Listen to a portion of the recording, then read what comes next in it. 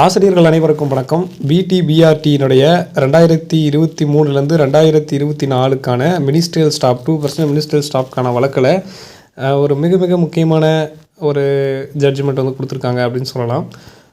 So இதில் வந்து அன்றைக்கி முந்தானேத்து நடந்த இந்த ஜட்ஜ்மெண்ட்டில் வந்து பார்த்திங்கன்னா நீதிபதி என்ன கேட்டிருந்தாருங்கன்னா 2023லேருந்து 2025 வரைக்கும் 2% மினிஸ்ட்ரியல் ஸ்டாஃப்ஸ்க்கான வேகன்சி எவ்வளோ அப்படிங்கிற ஒரு கம்ப்ளீட் டேட்டாவை நீங்கள் கொடுத்தீங்கன்னா அதுக்கான தீர்ப்பு நாங்கள் கொடுத்துருவோம் அப்படிங்கிற மாதிரி சொல்லியிருந்தாங்க. மதிய உணவு இடைவேளைக்கு பிறகு அதை வந்து சப்மிட் பண்ணிட்டாங்க. பட் இது அரசு வந்து என்ன சொல்லியிருந்தாங்க அப்படின்னா, நியமன தேர்வு எழுதி தான் அந்த 2% மினிஸ்ட்ரியல் ஸ்டாஃப்ஸும் நாங்கள் வந்து பணி நியமனம் பண்ணுவோம் அப்படிங்கிறதுக்கான புதிய ஜியோ வந்து பிறப்பிக்க பண்ணுறதுக்கு ரெடியாக இருக்கும். 3 மாதம் எங்களுக்கு டைம் இடைவெளி வேணும் அப்படிங்கிற மாதிரி சொல்லியிருந்தாங்க. ஆனால் இந்த கேஸினுடைய வாதங்கள் பொறுத்த வரைக்கும் வந்து பார்த்திங்கன்னா எப்படி இருந்ததுன்னா, 2% மினிஸ்ட்ரியல் ஸ்டாஃப் வழக்கில் நியமன தேர்வு எழுத வேண்டிய கட்டாயம் இல்லை, சீனியாரிட்டி அடிப்படையில் பணி நியமனம் அப்படிங்கிற மாதிரி தான் இதுக்கான விஷயம் வந்து வந்திருக்கு. இதுதான் இப்போ இருக்கக்கூடிய சூழ்நிலை. இப்போது இந்த அப்பாயின்மெண்ட் இப்போ பண்ண போகிற அப்பாயின்மெண்ட்டில் இதுதான் வந்து பார்த்தோன்னா தீர்ப்பு.